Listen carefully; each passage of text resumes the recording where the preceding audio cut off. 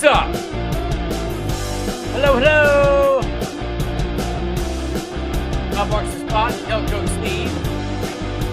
I was waiting for the 76ers. What was happening tonight to fall apart? And it did in the third quarter. Sixers held a lead.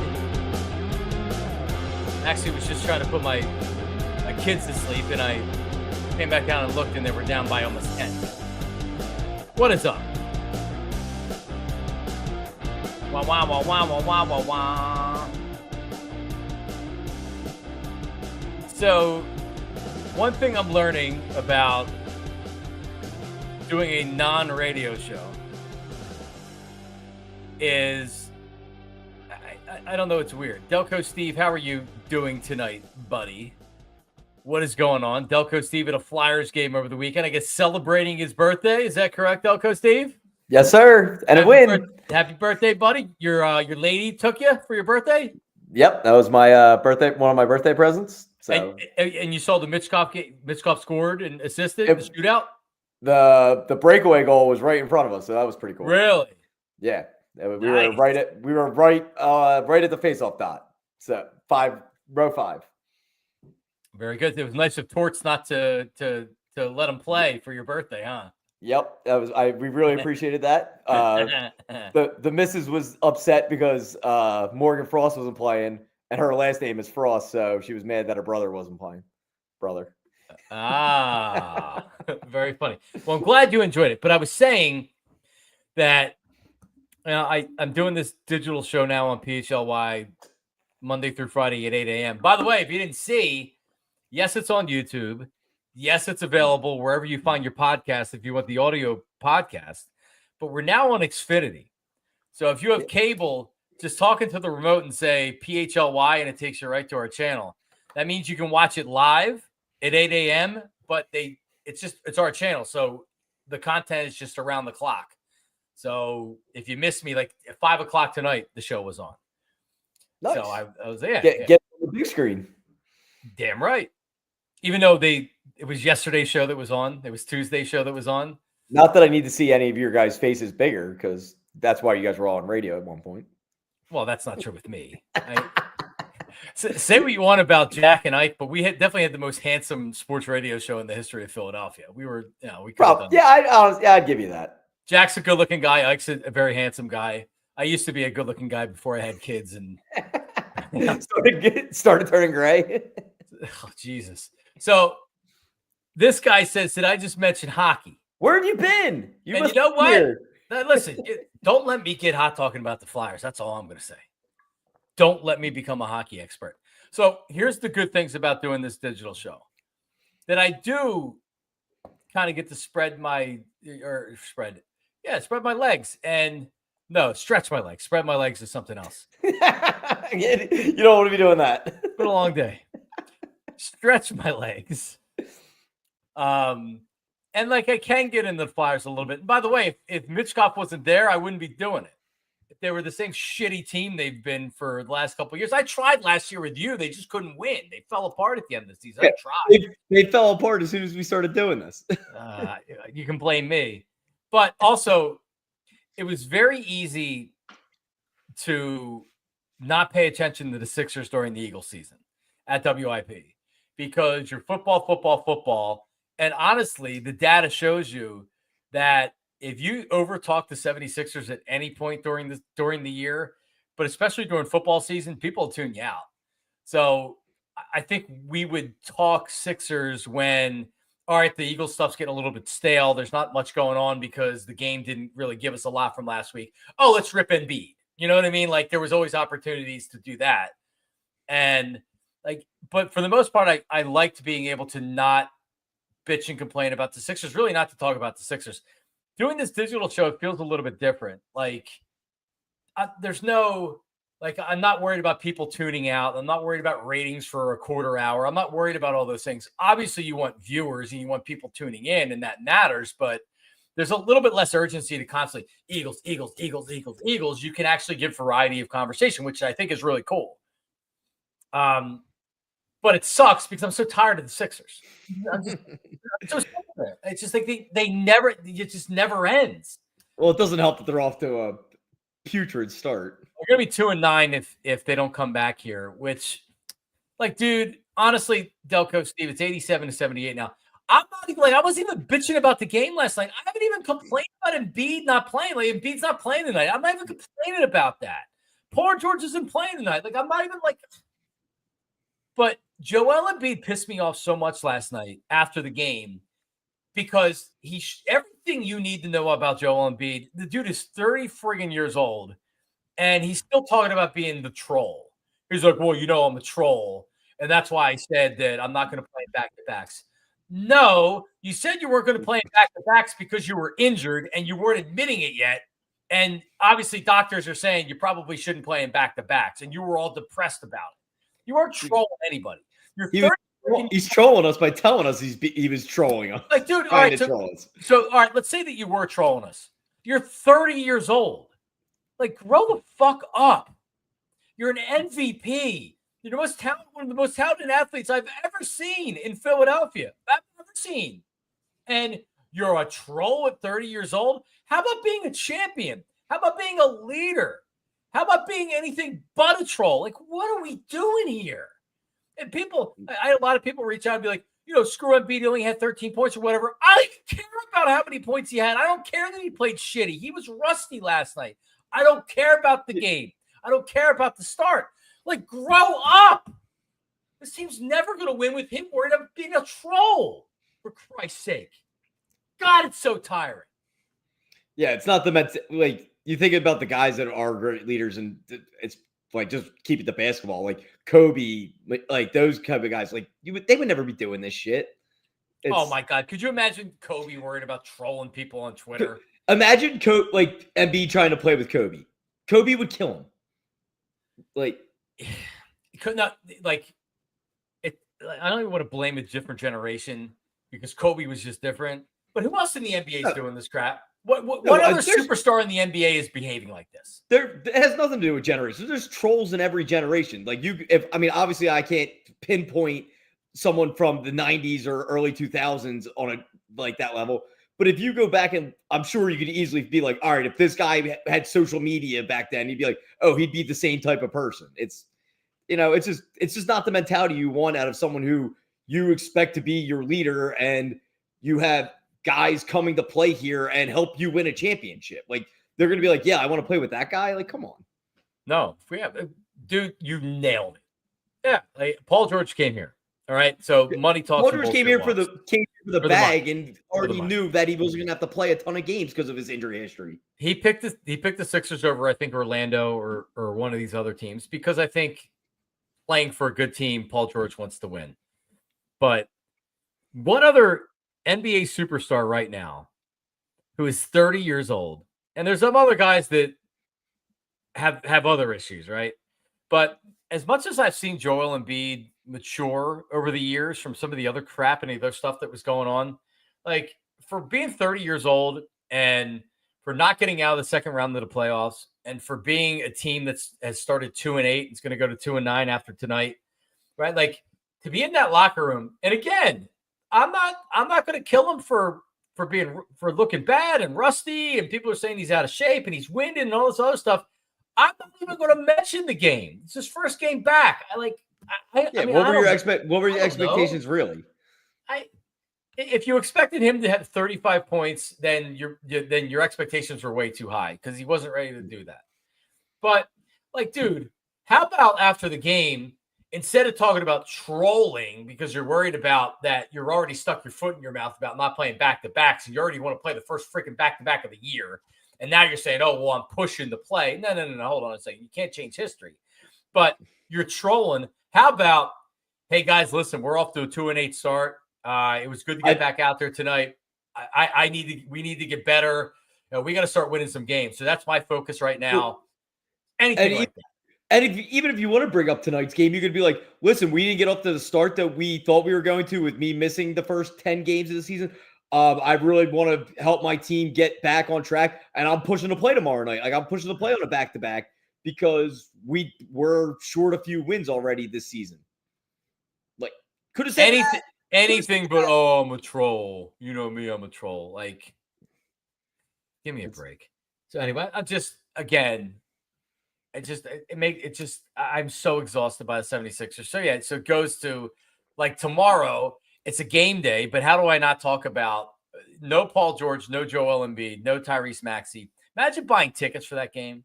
The Cavs are a good team. They're going to start the season 13-0 if they hold on tonight, but they're a good team. This was a good game to go to if you're a Sixer fan. You say like, all right, one of the first couple games of the season. Cleveland's a good team. It's a Wednesday night. The Eagles are playing on Thursday night. Let's go down. By 2 weeks ago. Right. Yes. Yeah. Yep. And McClain looks like a good player. I'm enjoying watching him play. But come on, man. I mean, I feel like NBA, the way the NBA has functioned over the last 5 years or so, you can never buy a ticket until day of. If you want to see, I mean, think about like if you're trying to see LeBron and not last year LeBron played every game, which is awesome. Like I'm not a LeBron guy, but like if you're a LeBron fan, it's like cool. He's in my city. I want to go see him, and he only comes once a year. And it's just like, all right, you bought the ticket before the season starts, and then he sits out the game. That sucks. Like, yeah. Kobe used to say that the reason he would try to play all 82 was that there might be a kid in Minnesota that there's one game he's going to see every year, and he wants it to be the Kobe Bryant game, and he sits that game out. What is that telling the kid? I understand load management and Joel Embiid and everything else, but you look at LeBron, he spends like $1 million or $2 million a year on just his health and his food and his training and all that stuff. What's Joel Embiid doing? And spending a quarter of that at McDonald's. Yeah, fast food. Right? So I don't know, Delco Steve. It depresses me. Didn't even think about it. So 76ers, by the way, making a run here. So maybe I'm going to eat my words. 95-91, about 7 minutes to go in the fourth. We'll keep you updated on that. As there's a heck of a game going on. They're down. Yep. So appreciate it. David Fair's going to keep us updated. Sean Avery, the ultimate troll. Well, he's not like a hockey goon. Yeah, hockey goons are definitely trolls. They're the good trolls, though. Yeah, he was not a good one though. He's a bad guy off the ice too. He was a total douche off the ice. I go every time I hear Sean Avery, I think of him and Martin Brodeur and him like trying to I just think about like, oh, if I was that goalie, I would have loved to just swung out. Yep. Yeah, screw Sean Avery. There were definitely a couple of the trying to think of a Flyer troll, like not a cool tough guy. A guy that I didn't like. Sean Antoski was kind of like, oh, I got one. Cool. Oh my God. Well, on the 2010 team, start with a C. He had the stupid rat stash and 2010 Flyers goon. Oh my God, this is bad. I'm looking. That is bad. I'm very disappointed in you. Dan Carcillo. Yes. Car bomb. I cannot stand Dan Carcillo. Car bomb Carcillo. He was a douche. Oh my God. For sure. I do feel bad for him because he had a tough after hockey life, but he had like he did the whole depression CTE and stuff. Yeah. It's like, so I do feel bad for him in that retrospect, but during his playing career, especially with the Flyers, I was just like, oh my God, like get this dude the hell out of here. Matthew Barnaby's I love Matthew Barnaby. I used to have him. He might have changed his cell phone number. I used to bring on Barnaby before Flyers and Penguins or something like that with Mike Miss, and he loved coming on the radio in Philly. Loved it. Get everyone riled up. he loved playing hockey in Philadelphia. He loved these fans. That's the kind of guy. And he wasn't a goon, but he was a cheap shot artist. He had a little bit of skill. But he was such an antagonist. Oh, I loved Barnaby. He was awesome to play against. Domi is Ty Domi ultimate troll back in the day. Old one, and that's where the Flyer fan fell into the penalty box and they were fighting each other. Yep. Domi squirted him with water, and the dude fell right in the penalty box. They started fighting. That's awesome. I remember watching that as a kid. Like, to this day, it was great. The good old days with hockey. But hey, listen, man, I'm back. Mitch Koss got me back at least. Hey, If Earson could start every freaking game, they'd be fine. Yep. He turned his record around. He's 5-2-2. He's got save percentage well. up. So they get some other stuff figured out. They'll be clicking. They're looking good lately. Tonight we're gonna play the Philly Philly Feud. Okay. Top 5 answers are going to be on the board, and I'll give you a little bit. I won't tell you right now, but I'll give you a little bit of time to think about it. A little taste. Yeah. So it's going to go to you, and then you'll get 3 strikes, and if you don't get the 5 by the 3 strikes, then whatever. Game over. The game's over, and there's no cash or prizes that you're winning. But it's something that I want to try to do with us, and then I want to try to edit it and put graphics up. So I found some decent graphics where you can create a board, and then you can put the answers up there. So I'm trying to figure that out. But I think it's something fun that we can do. So that's coming up here. Here in a second. But a lot of before we touch on the Eagles, a lot of Phillies trade rumors going on right now. So let me tell you how I see it, Delco Steve. I think the Phillies are looking to move Alec Boehm because they think he's a baby and they're ready to move on from him in the locker room or in the clubhouse management. He's probably, I think there's some players that may also kind of be eye rolling with him. Because why else would you trade him at this point? He's young, he's under club control. He was very productive until the last month or so of the season when he got injured. But yet and the quote from Jeff Passan was that they're looking to change the team, change the core. Well, I'm going to pull it up right now. He said that, and then there was a video that was out, but he said that they want to shake up their team, looking to shake up their team, and Boehm was mentioned. AJ Przinsky was on. Let me actually play it right now. Let me bring it up here. I was so looking forward to not listen to AJ Przinsky again until next playoffs. He's horrible. He's so bad. He's so bad. Honestly, between him and Wainwright, it's who's worse is I don't know. At least that's a good question. Wainwright's just bad, and Przinsky's annoying. Wainwright calling everyone by their nickname every 3 seconds is. I was ready to watch the games on mute. Extremely annoying. Here's the biggest thing I'll say with Alec Boehm after being around the Phillies for about a week in the playoffs and then seeing he needs to improve things, not his performance. Let's just say that. There's some people around that organization that aren't huge fans of the way he acts sometimes. And I'm just going to leave it at that. But there are some people that have said he needs to basically grow up a little bit. There are some things that he's done that people that, he got benched in the playoffs, basically. If you remember, it game 3, he got benched for Sosa. You think that had to do with something else or just underperformance? Or not going to say? It had to do with both. Got it. From people, and this didn't come from, this came from people around the Phillies. Yep. I'm not saying Dave Dombrowski or Sam Fuller or Rob Thompson, none of those people, but it came from people that are around and have a lot of knowledge about the Phillies that he needs to take the next step as a maturing adult. And I think that people, if you watch the Phillies games all the time, and Kratz, you watch them all the time, you know what I'm talking about. Yep. And this is something that I had heard from his rookie season. And now fast forward to 2024, 2025 season, and it's the same kind of things that you hear. The weird thing is I was so impressed with how he did the, I don't want to bleep and be here, or whatever he said after he had the error. And I fucking hate it here. I hate this place. Yeah. I bleep and hate this place. And he turned it around a season. They went to the World Series and he really developed as a player. And it's wow, that was really impressive. But the body language, everything that I've heard is that he's a baby and it's really worn on people.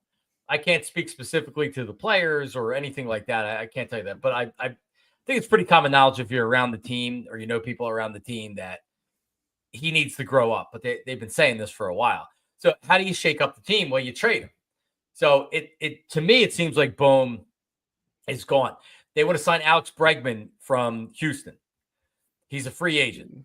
Buster Olney tweeted out late last night, and it was in his column today. He tweeted out that, hold on a second, I want to bring it exactly.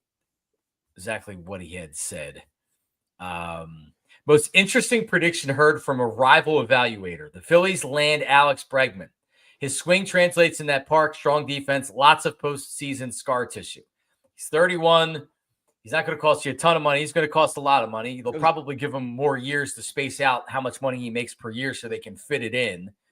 But is he that much of an upgrade over Bohm? He's an upgrade over Bohm, but the fact that you're going out and maybe spending $25, $30 million a year for him, if you thought Bohm was even close, then you just keep Bohm. Obviously, they think that they need to move on from Bohm.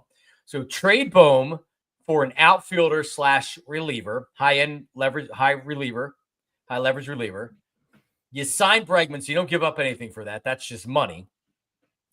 And then here's another move that I'm saying that they could make is that they trade for Crochet from the White Sox. Chicago.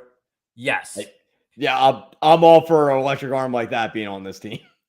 And they trade Ranger Suarez for an outfielder and a reliever. So here's why, and not a lot of people are talking about Ranger Suarez getting dealt. If they're interested, and there's no doubt in my mind that they're interested in Crochet,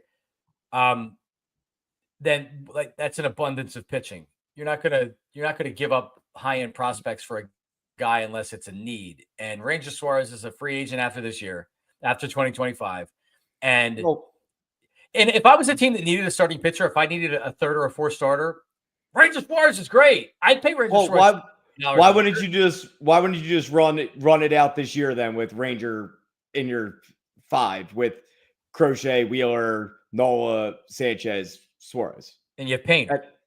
Well, because of money. So Suarez is going to make about $11 million this year. I was going to say his contract can't be something that breaks the camel's back. No, but still, it's $11 million. So when you're up against the salary cap things or the luxury tax things, yeah, like that matters. So it's probably something they're factoring in. And if they're not going to re-sign him, they were having conversations about re-signing him last year. And then if I was his agent, I'd be saying $25 million a year too. He's not going to get that. But well, yeah, he starts off last season, 9-0, 10-0. We're talking. Yeah. But if Taijuan Walker's making $18 million a year, what's Ranger Suarez worth? Oh, 100%. And it shows you that, and there actually is some starting pitching on the market this year, but still, if I was a team that had payroll and needed starting pitching, Ranger Suarez can pitch in the postseason. We've seen him. He didn't even go 5 innings in that playoff game, but think about how he got out of jams and the strikeouts and everything.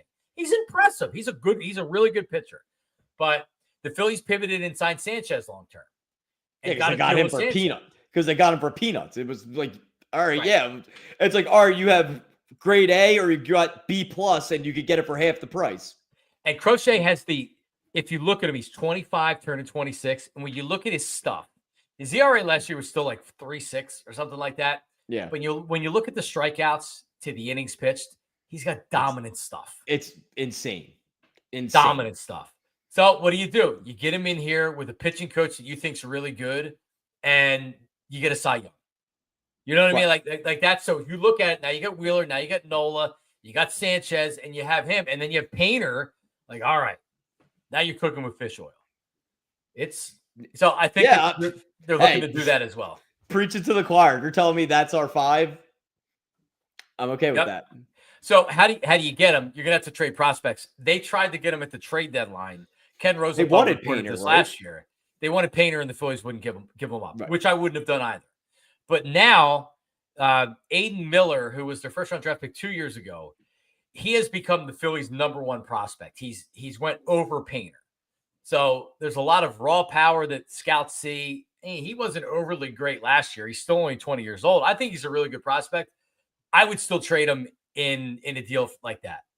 If you give me Bregman and you give me a starting pitcher like that, and you're able to get out of Bohm an outfielder and out of Ranger maybe an outfielder and a reliever, a closer, to where you're not having to play Hoffman. See, that's the other thing. They need to get a reliever or two that are under club control at reasonable numbers. You can't give Estevez $15 million a year. You can't give both of these guys $15 million a year. There's too many other guys making money. So they need to be able to get high-end relievers that aren't making that much money. And I think you can do that by trading Bohm and Suarez and get an outfielder. That's what I think the Sixers are working on right now. Phillies. Our Sixers, yeah. The Sixers are on that. That's what the Phillies are working on right now. Uh-oh. Why is he calling me? That's interesting. There must be something going on. Herb? It's not Herb. It's somebody else in the media. I haven't heard from Herb, and I'm actually okay with it. Oh, you guys break up? No, I'm okay with him. But when he's sending me shirtless pictures and stuff, he was just trying to get you to go on like a boys trip to Tijuana or something. Yeah, he was. He was trying something. He was definitely trying something. They're down 7, 2 minutes to go. Yes, an elite reliever, as somebody once said. Yeah. What else do we have here? So how do you feel about what would you do, Delco Steve? What would your plan be if you're Dave Dombrowski? Well, you like you said, it's just like there's not many options to changing up this, like the core of this team. It's like Harper's there. I mean, no one's taking Castellanos' contract. No, like, do you really want to trade Schwarber when it seems like he's found his niche in that leadoff spot? And no, you're not trading any of those guys. Right. And then it's like, okay, well, Turner's not going anywhere. JT's not going anywhere. Okay, so pretty much that's all that's left is the daycare and whatever pitching you're okay with being expendable with. Yeah, like, I'm tired of the daycare. I got to be honest. Yeah, it's kind of ran its course. And it's ran its course. They're not. And Stott hasn't improved like we thought he was going to. No, he went backwards last year. Yeah, so I mean, I'm not opposed to trading back. If you traded Marsh, you're not really getting anything in return. You need to add to the outfield. If you could trade Marsh and get a different kind of Marsh, I mean, you know what I mean? Like the same kind of player, but I don't know, maybe a right-handed bat. I don't know. I don't think Marsh gets traded because I just don't think there's that much value out there for him. I think he's more to keep him. Yeah, and he's also not under team control and not making any money either. So can you find someone to play center field or left field where he's versatile, he's good defensively, he still has some pop. I like him, but you see his shortcomings in the playoffs. Yeah, he can't freaking hit left-handed pitching to save his life. Yeah, that sucks. But I'm saying that as someone who probably can't hit any baseball, but yeah, but you're not making millions of dollars to. You're damn right. So there you go. Well, that's your Phillies. We'll see what happens here. What else? So Delco Steve, we have a football game tomorrow night down at Lincoln Financial Field. I'll be there. I was gonna say you're going. I'll be in the house. Jesus. All right, you and the lady? Yep. And her dad and her cousin. You're going with the season ticket seats? Yep. Yeah, they're midway up in the second level. So, but great view. Just can't complain. That's awesome. Yeah, and I've sat in the worst seat in the house in Lincoln Financial Field, and it was still a good seat. You know what I mean? Yeah. I don't know. Well, for a playoff game in baseball, I would sit all the way up at the top. But for a regular season game, I don't know if I want the worst seat in the house. With the Eagles game, it's fine. Well, I'm really, really excited for it because the birds are rolling. The defense looks great. I mean, say what you want about the teams that they're playing and Dallas stinks and all that other stuff. This defense has been playing great. Yeah, and what they're supposed to be doing. They gave up 6 points to a backup and a third string quarterback. They stink. You're not overly impressed. No, I'm saying that's good. Like, great. They gave up 6 points. Like, that's exactly what they were supposed to do. It's like if they gave up 17 or 20 and it's like, oh, but the defense played so good. It's like, yeah, but they still gave up 20 points to backup players. I'm very content with what they've been doing. Yeah. So now you have Washington coming in and like they've kind of slowed down a little bit. Maybe there's been some adjustments made to Jaden Daniels, around the league. They're not letting him run as much. He didn't really run at all. I don't know if he hasn't been running. He hasn't been running much since he took the shot to the ribs. Right. Yeah. But he didn't have a great throwing day. So now you're coming into the link 7-3. So the Eagles technically are in the lead in the division right now because they have a game in hand. and or the Commanders have one more game, right? Yeah, they have 3 They're losses. 7-3. We're 7-2. Which still seems insane to me that they're at 7-2. It's considering how we were talking about them a month ago. Yeah, I fired Sirianni 3 or 4 times this year. Oh, 7-2. yeah, like by week 5, over under fires Nick Sirianni weeks was 2.5, and we definitely hit the over. And they're 7-2. Somehow they're 7-2. Here we remarkable. It really is. It's awesome. But yeah, this is so you look at the Eagles and you look at Washington. The Commanders have a future, have a bright future. I love Jane Daniels. I think Dan Quinn is an underrated head coach, and maybe he's limited because he's a defensive head coach. But still, I'm not sold on the coach part of it. But yeah, he went to a Super Bowl. He might have blown a 28-3 lead, but still, he was in a Super Bowl with the Falcons. Look, he's an upgrade over what they've had before. Oh, for sure. Professional head coach. The whole organization's upgraded in the last year plus. Absolutely. We can shit on Josh Harris all we want. He's a much better owner than Daniel Snyder was, right? So it's he at least lets his football people do their job. I mean, you could put a list of all the owners in all of North American sports. He was last out of all of them by a lot. Well, it's a better organization than the Giants. The Giants are a mess. They're going to they may fire their GM and coach again. Look at the Cowboys, right? Yep. So maybe it's not saying much. That's a freaking clown show down there. That's unbelievable. It's so great. But so like this is one of these games where if you look where Washington is, they're a younger team. Their defense isn't very good.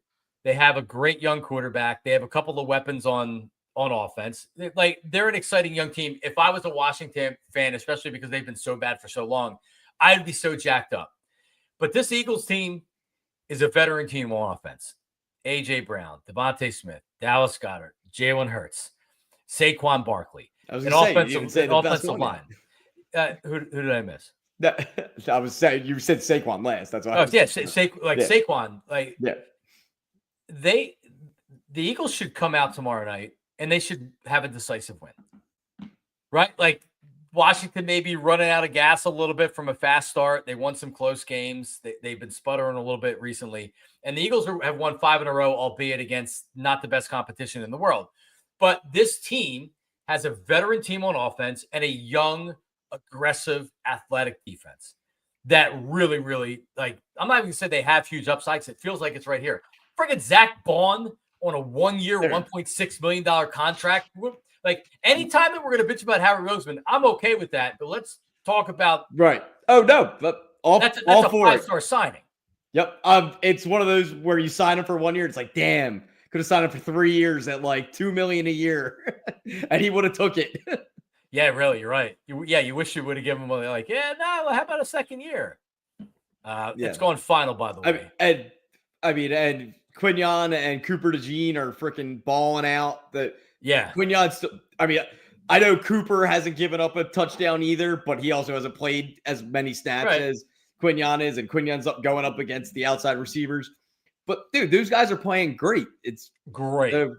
Cooper's just popping off the screen every time you watch him. DeJean is making big one-on-one stops now in multiple games where not easy plays, and we've seen these stiffs that they've had in the secondary before. That play against Chase still two weeks ago. It's like, dude, you just watched Chase just put up 250 yards the other day for 3 touchdowns, and here's Cooper DeJean dropping them 3 yards behind the line of scrimmage on a pivotal play in a game. Yeah, for sure. It's pivotal in the game. It's a game-changing play for sure. So loving the loving the Eagles tomorrow night. So again, this is one of these games I want to come out and I want to see them win. I win by 20. I'm not necessarily looking for style points, but 24-14, 28-20, something like that. The Eagles are at home. They're the pedigreed team. They were in a Super Bowl 2 years ago. They have so much more talent than Washington does on offense. I mean, think about the talent that this team has, right? So, take care of them. Take care of them. Make a statement on national TV. That's what I'm looking for tomorrow night. Yeah. Did you watch the Monday night game? The Lions-Rams? Oh my God! It's you win a game after your quarterback throws 5 interceptions.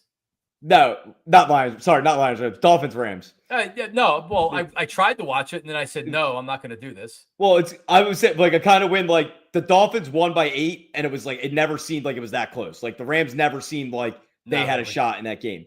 Well, No. I would call it the second half on, but it was just watching the whole thing. Is just or watching from that point, it was just like you're right there, but you're never going to catch them. Like that's the kind of win you want from the Eagles tomorrow night, where it's like, all right, like whatever, but it's just like just be in control that you're gonna win the game by the end. It's not in doubt. Yeah, I want the national audience to feel like, yeah, Washington's not there yet. They're good. They're a good young team, but Philly is still like that's how you want to feel leaving the game tomorrow night. So you'll be there. So just I'll be. Hopefully, it'll go better than the Falcons game because that was the last time I was there. So what's your record this year? For Eagles games, 0-1, baby. So I'm going right to you if yeah, that's fine. I'm on probation, so if they lose again, I probably won't be invited back. No. That's what I was told. That's what I was told after the last game. Well, listen, you can't poach season tickets that have been in the family for many decades and keep losing, pal. Hey, I'm only going because her sister doesn't like the night games. All right, it's not like I'm trying to steal them. Yeah. They can have every Sunday. I'm good on my couch. So is that how you get it? Because they don't like the primetime games? Yeah, her sister doesn't like going. It's her sister. Well, yeah. I am with you. I was thinking about it. I was thinking about it tonight because it seems like every day of the week now I have something going on with the kids because we have my daughter does competitive cheer one night. They each play basketball, but last year they were on the same team. This year they're in different grade levels. Yep. So there's 2 nights. Multiple nights. Yeah, so it's Wednesday, Thursday. So then after that, like by the time like tonight, I didn't get on until 9:10 because we don't get done practice until we don't get home till after 8 o'clock. I get up with 3 kids, bathe them, showers, and then get them to bed after they're all jazzed up and crazy. So yeah, so then tomorrow night I'm gonna have to do it all over again, get the kids to sleep, and then the game's just gonna be starting. And just enough time to sit on your couch and watch the game. What is this guy doing? Why are you ignoring Trump's win? Because he was talking about the Sixers earlier, but is he just a troll? No, did Trump win? I didn't catch the election results. Missed it. Yeah, I missed it. All right, let's hide it. I mean, because we don't talk politics ever, really, except for when we talk about commercials of it. I'm gonna put him in timeout. You can put the user in timeout. Because when I put my kids in timeout, it doesn't work. So. All right, a couple things here. Painter is not out next season. If Bayless, he's very much. He'll be back next year. He was just thrown in the Arizona Fall League, so they have a fall league for prospects. Then the Phillies, you don't send all your top prospects. You kind of decide like, all right, this player needs some extra work. This player needs some extra work. But you're sending prospects you believe are major league prospects, like that we're going to make the big leagues. And Painter, I think he just threw his last start earlier today or yesterday. It might have been earlier today. And he's looked great. He's throwing 99. I think he's ready to go next year. Yeah. Very political about Steve's Delco-ness. Yeah, Delco didn't. Well, hold on a second. We actually did talk a little bit of politics before. I think it was like the last show before the election. Because I was on the record. I even tweeted this in a couple of things. And it's not that because I wanted Trump to win or I wanted Harris to win. I didn't think it was going to be close, and it wasn't. I didn't think Pennsylvania was going to be close, and it wasn't. So we were talking stats of it, but we weren't talking the ins and outs of politics, it. No, we were predicting. Yeah, we were talking about the watching the polling boards and stuff like that. We were talking about the commercials. Like I had said, watching for 4 straight weeks, watching college and pro football, it was like, Jesus Christ, those Trump ads are effective. And Harris had nothing. There was nothing that they were doing. They had like a commercial or two, and it's like, why am I voting for her? Why are you telling me to vote for you? It's like either you're anti-Trump. All right, well, guess what? If you're anti-Trump, you're not. I don't need to see a commercial. You're trying to sway. You're trying to sway everybody else, and they didn't sway him. Trump, meanwhile, is like they have transgenders trying to play against our girls, and they'll have like some man. They show some man that's playing against your daughter, right? It's like, you're paying for transgender sex surgeries in prison, right? Yeah, that one. And the Breakfast Club, Charlemagne the God says it, and it's like it was effective. So anyway, I don't know. Yeah, at least they pump like billions of dollars into the media economy. Odyssey, the parent company of WIP, they're going to have a good quarter because of how much money they got in political ads. So now they're going to deem radio's back. We're great. Yeah. And then they're going to shit the bed the first quarter of next year, and they're going to be like, oh. So Where'd all that advertising money go? right. Yeah. So there you go. All right, so you're confident in tomorrow night's game, Delco Steve? Yeah, I mean the Washington's defense has been playing probably a little bit above their skis up until this past weekend. And then you just saw what Russell Wilson and like Mike Williams, who just got there last week, and George Pickens did to them. Well, we have freaking AJ Brown and Devontae Smith. Like, right. That's better. They have no excuse not to win that game tomorrow night. None. And it's like, and if Lattimore plays tomorrow, you're telling me that AJ he's not playing. I don't know if it's official, but I read today that his hamstring. Yeah, I didn't think he was going to be ready to play either. But I'm saying, like, even if he did, I was saying, hypothetically speaking, if he did play, you're telling me AJ Brown can't big dog him? Like, there's no way. So, and I can't really think of a scenario where Washington's really had to ice a run game for another team, because they've either been going like shot for shot with someone, or have been up in these games where teams have to play to their style of game. So right. I'll be interested to see if we can run the ball down their throat and then take the shots with AJ and Devontae. And it's 5 straight games. Jalen hasn't thrown the ball 30 times, and they've been up big in a lot of those games, and that's a part of it. But like he's throwing in the 20s, or not even 20 times. He's throwing like 20. He threw 20 times last week. Now, he didn't play a lot of the fourth quarter, and it was a blowout. But still, it's effective. It's just what happens in a game where a team says, we're not going to let you run it. Like in the Cincinnati game, Saquon wasn't effective, especially in the first half, but they kept going back to him. It's nothing more than just to say, like, hey, we're going to keep running the ball. We're not going to become one-dimensional and throw it. And it's so important with Jalen until he really – like by the end of 2022, you were able to throw the ball a lot more with Jalen because he was kind of in his zone and he had a lot of confidence. Yep. And I like where he's at right now. Let's keep building that up. He doesn't need to come out and throw the ball 35 or 40 times.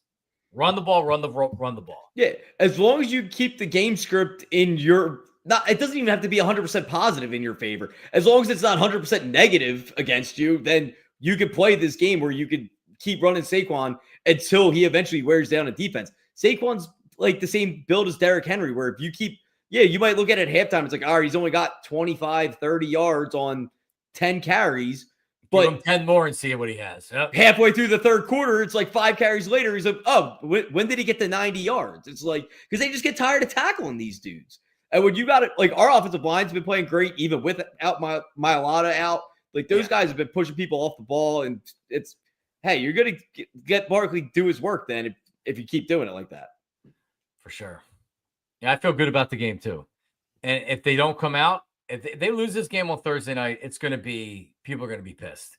Because this is a game, you've gotten to the point in the season where you don't have to win every game. You have a tough game against, even though the Rams look like shit, it's still a tough game to go out to Los Angeles. And I was saying, it's still a cross-country game. And McVay against a young defense, you wonder what he could have cooked up. They have some talent at the wide receiver position. It's a good test. And then home against the Ravens, Lamar Jackson's playing better than anybody in football right now. So that's going to be a tough game. Yeah, like you can't – this is a game that you absolutely have to win. You can't lose this And game. Lamar F's up NFC teams. He sure does. Yeah, man. He's one loss. Crazy. It's crazy to think he might win another MVP. At some point, you got to stop giving him MVPs. It doesn't matter what you do in the regular season. You got to start winning, right? Like, isn't that what they did with like Steve Nash won 2 MVPs and they wouldn't get out of the second round. And it's like, dude, stop giving them MVPs. These regular season bullshit. The NBA is weird. It's just like they go through cycles and it's like, all right, you're in your MVP era, then you're in your championship window era, but you can't win MVP. Like, come on, like LeBron's only got like 4. Right. Again, and he could win every year. He could win. I'm not a LeBron fan, but like even I think that's insane. The dude's played 20 years in the league. He wasn't the best player for 15 of them. Like, right. I mean, Jokic is the best player in the league right now, and I don't even think it's But he also and he went 3 of 4. He also needed to win a championship to where you're like, all right? Like when you look at guys that win, like Giannis won 2 straight MVPs, won a championship. Jokic won 3 of 4, won a championship. And Embiid won in 2023. Let's not even talk about him anymore. But yeah, Steve Nash won back-to-back. And those Suns teams were fun and they were good regular season teams. They got smashed in the playoffs. But they won a lot of regular season games, so that's what got them on a lot of the votes. All right, well, listen, they better win this game tomorrow night. But I enjoy it. I'll take, but we didn't even revel in the fact that it was just fun just waxing the Cowboys. Yeah, I guess that was my favorite part of the weekend, just getting drunk and laughing and watching the game and not having a care in the world about beating our most hated team. It was 7-6 with under 2 minutes to go in the first half when they went on that drive and Dallas Goedert got the touchdown. Yep. It was 7-6. And then the wheels fell off in the second half. It didn't feel like that. Yeah, but like it was one of those. But look at Jacksonville. They let Jacksonville hang around the previous week. Jacksonville didn't have a play in Eagles territory until 8 minutes and 30-some seconds left to go in the third quarter. And we gave it to them. And yeah, you let them back in the game. And that fumble, that BS fumble contributed Bullshit fumble. Right. But anyway, it is, like that's what I was worried about with the Cowboys. Like, don't let them hang around. Then all of a sudden momentum swings. Nah, that wasn't going to happen. Cooper Rush stinks. And then they started putting Trey Lance out there and he stinks. And yeah, like that. And then the whole Sun thing and Jerry Jones. Dude. That's awesome.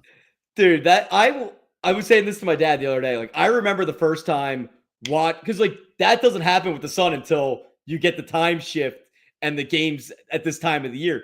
I remember like the first year of that stadium and having that happen. It's like, how did they build a stadium with not thinking of that? But they have the curtains. He's just got to put them down. They use them for concerts and stuff. I didn't even know they actually had them. Dude, they have them. This is the best example that you could ever find of a guy that's so freaking stubborn and his ego. And we know he has a big ego. Oh, 100%. But like he's so stubborn that he could just put it up and it wouldn't be an issue, but he's got to be stubborn and be like, no, like he thinks it should be an advantage for his team to do it, as opposed to where it hurt him because of CeeDee Lamb. And you know what? Kellen Moore talked about having to call plays differently during that time. But yeah, so Jerry's mad. I don't understand how it could ever be an advantage. But okay, great. Or you're having the other team play offense into it.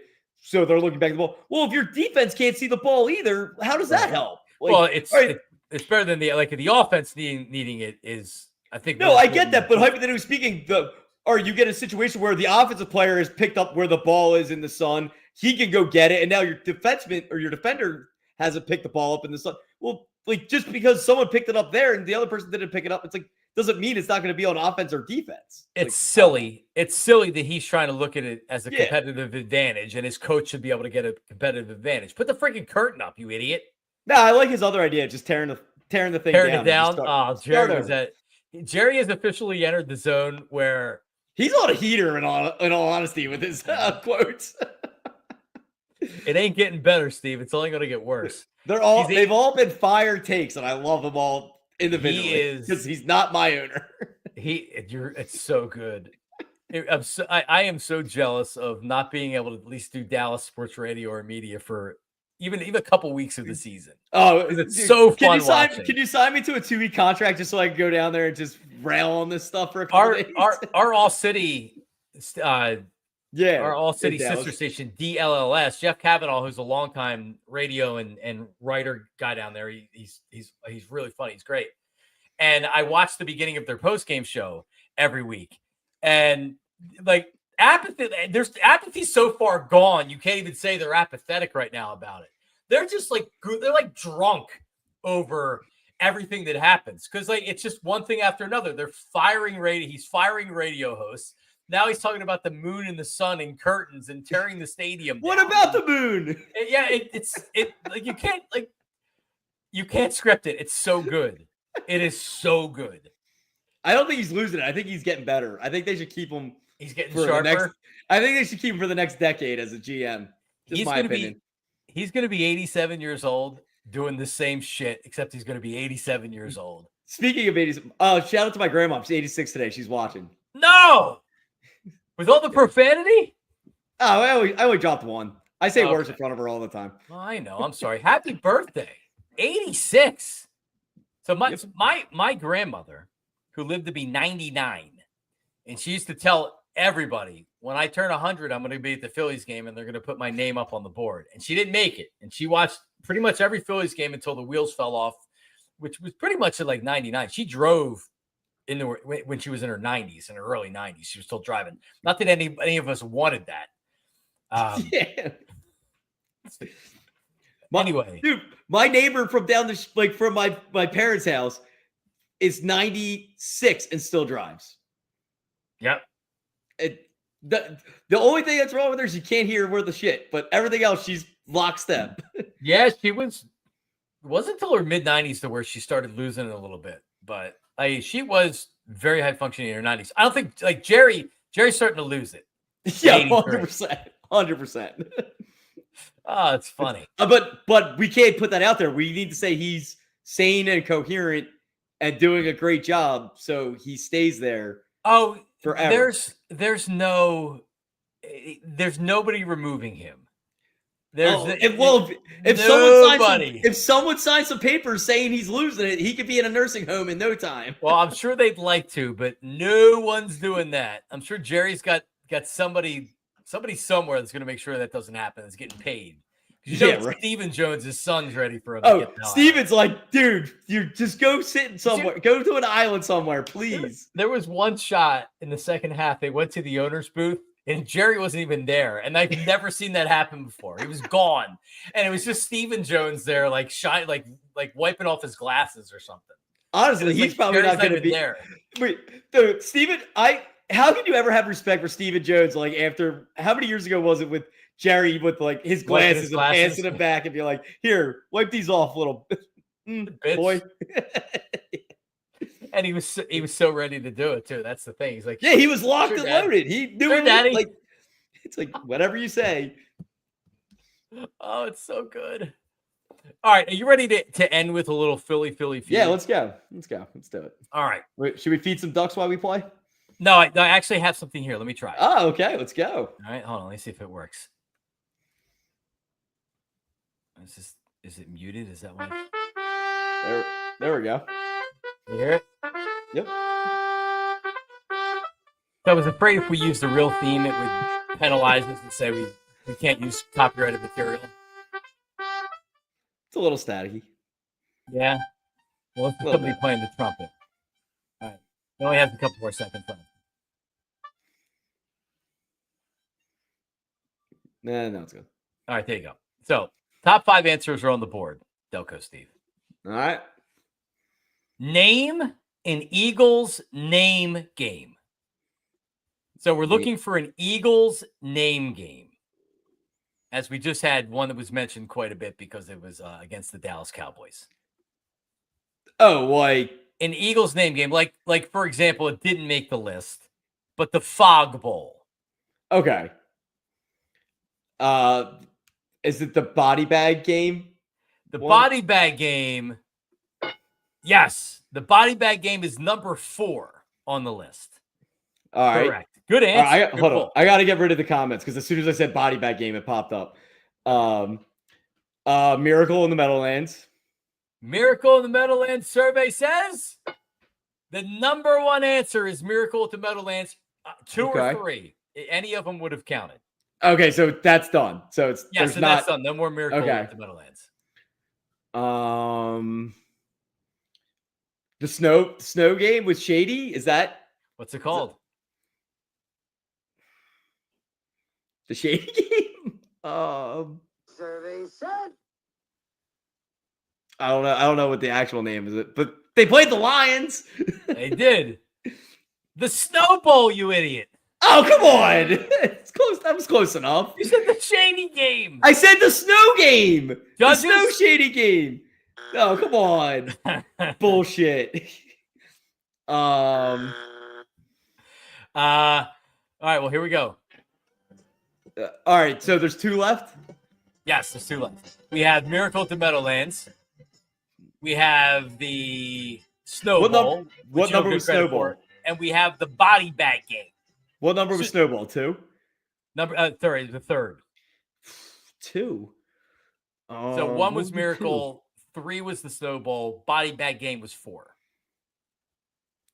And it wouldn't be like the Super Bowls, right? No, not the Super Bowls. Has to have a name.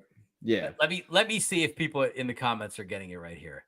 The Pork Chop Bowl is a great one, but it did not make the list. Pork Chop Bowls where Buddy Ryan choked on a pork chop out at dinner before the Eagles. It was after one of the other games.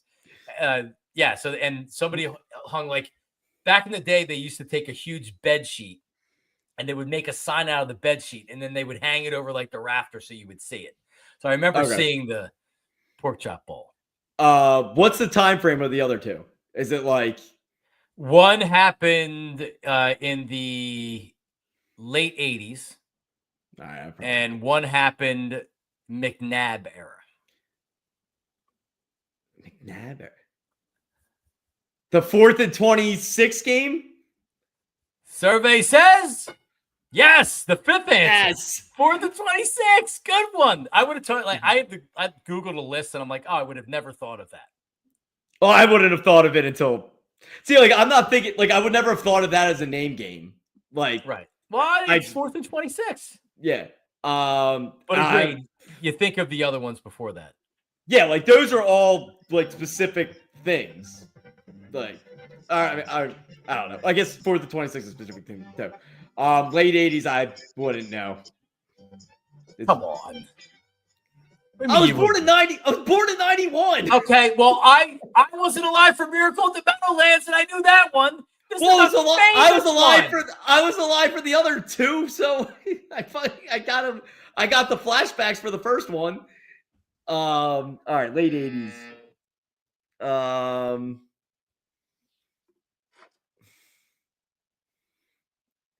I got nothing. I got absolutely nothing. Late 80s. Against the Cowboys. Against the Cowboys. Yeah, but hold on. How do you know the Body Bag Game? It's the same freaking error. Yeah, because that's they're talking about killing people. There we go. There's the official. We'll see if we can't monetize it. I'm not playing it from YouTube. I don't got it. Come on. Against the Cowboys. The Bounty Bowl. Oh, God. Come on. That's bad. That's bad. Delco Steve. That's bad. It's bad. It's bad. All right. It's bad. All right. Some other answers that were considered but did not make the board. The House of Pain game, which was against the Houston Oilers, where they had the house. The Eagles brought the pain, as Jerome Brown said after the game. It was in the Astrodome with that bad AstroTurf where you were essentially playing on concrete. Yep. And the Eagles defense just beat the shit out of the Oilers. They were a finesse team. They were a run and shoot team. So they had a bunch of good wide receivers that put up huge stats, and the Eagles just pounded them. Warren Moon was the quarterback of the Oilers. So that was a good one. Fog Bowl was considered, but it didn't make the list. The Pickle Juice game. That's a good one. Did not make the list. What's the Pickle Juice game? I don't know that one either. Come on, man. Yeah. What do you mean? What kind of an Eagle fan are you? Apparently not a good one. What's this? It says Naked Grandma. Hold on a second. Oh, Jesus. Oh, I guess someone said it. It was 2000 where it was the hottest game in NFL history. And Rick Burkholder, the old Eagles trainer, now he's with Andy and the Chiefs. He had the players drinking pickle juice for the electrolytes before the game. And like Ike talks about it, Ike didn't think it really had anything to do with it, but like everybody was like, yeah, pickle juice. And it became like this thing that everybody was talking about on the team, and it became the pickle juice game. They did an onside kick. They freaking waxed the Cowboys. Deuce, I think, had 202 rushing yards in the game. They did an onside kick to start the game that worked. Deuce Staley had 201 rushing yards. Defense held the Cowboys to 167 yards. There was some defensive touchdowns or something like that. Yeah, it was 41-14. Yep. Yeah, and it was because you felt good at the end of the 99. Was that 2000?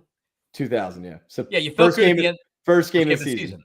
You felt good about the 99 team at the end of the year, but you didn't know that they were going to come out. It's like you were hoping they were going to come out and win games, and they came out and they smashed the Cowboys. You know how that goes in this town. They love it. We love it. Well, Delco Steve, what's this? I'll take 3.5 out of 5. I'll take it. So the body bag game was a good one. I feel like that you got that from the chat, because if you don't know the bounty bowl, I said it right before. I was the first one I said. It wasn't even up there yet. It's one of the most known named games. Period. Come on. The bounty bowl in Philadelphia is bigger. No, I don't know. Whatever. I just remember put him in a body bag. The body bag game. There's a guy, if you look at it, I tweeted it out if you didn't see it. I tweeted out that it's a 4-minute clip on the body bag game because it's the number 9. It's over the bounty bowl. It's the number 9 name game of all time. And all right, well, if it's ahead of the bounty bowl, that makes sense of why I know it. Nationally, not locally. But in the clip, they have, and I should try to find it, but they're like showing these guys in the parking lot, and they have no shirts on, and they're clearly hammered. And it's just a cut where he goes, the body bag game. And then they come back to him 10 seconds later. He goes, Buddy Ryan. Yeah. And he was like, I got to find it before we get out of here. It was one of the best things I've ever seen. Oh, it's so good. Jack actually used to use it as a drop. The bounty bowl. Body bag. Said something to Buddy, but he wouldn't stand on the field long enough. He put his big fat rear end into the dressing room. And bounty bowl too. That's it. I've been on a diet. I lost a couple of pounds, and I thought I was looking good. But the former Eagle coach bagged his best name on a Monday night in 1990. The number 9 game with a name. The body bag game. 9. Well, 9. What's it doing at Howard's 9? in it. The name itself, that's number 1, the body bag game. Stanley got hurt. Briggs went out. Husky went out. Humphreys is gone. 9 Redskins. It's a mess right now. The name suggests dead bodies in a bag on the field. End of discussion. What's going to top that? I mean, this has been just a disaster for the Redskins. In wartime, the body bag game is probably in poor taste. A little morbid. I think the fact that it's 9th, we're trying to be a little politically correct. Body bag game's got to be higher. This is not up for debate. It's the greatest name of all time. There you go, Delco. So how does a great name wind up one spot removed from dead last on our list? I couldn't tell you when it was. Dead last, like in top 10. It's just the body bag game. For one, it was an otherwise unremarkable Eagles win over Washington in Week 10 of 1990. The Redskins. Brian Mitchell had to finish the game at place at the wrong time. It just got ugly. It's an appropriate nickname for that game. And it's just one by one, just knocking these guys out. The Eagles are having them for lunch and dinner and maybe the snack on the plane flying home. There was one point we wondered if they were going to pull guys out of the press box to play for the Redskins. And obvious pain. It was like a war zone. Then I couldn't believe what I was seeing. And Riggs is shaking up. When Rutledge saw what was going on, he just said, hey, listen, I want out of this. When you decimate a team where they're trying to find a quarterback and they put a kick returner running back in, Ryan Mitchell is in the game. Yes, you got have to succeeded. Throwing dimes. The Eagles have played 895 times, but you say body bag game. Oh. Our number 9 game with a name managed to tie together a couple of Philly favorites. You talk to a Philadelphia Eagle fan, the body bag game rang true. The body go! You guys have the championships. We have the clever little nicknames. Philadelphia wants players to just rip the other team apart. That is Philadelphia right there. The body bag game has come to represent more than a game. It was an era. Buddy Ryan, salute, man. That guy right there. The body bag game. There he is right there. No shirts on. Obviously outside of Veterans Stadium somewhere. Here he is. The body go! You guys have the championships. Should I get that drunk tomorrow night? Yes, you should. If only I didn't have to work tomorrow on Friday. All right. Well, Delco Steve, we'll have to play the Philly Philly Feud again. Oh, I'm in. I want better judging next time. Survey said. There you go. I just love the soundboard that I found. This is pretty good. awesome. Pretty good soundboard. It is. All right. Well, Delco Steve, I have so much to do upstairs, like the dishes and cleaning everything up.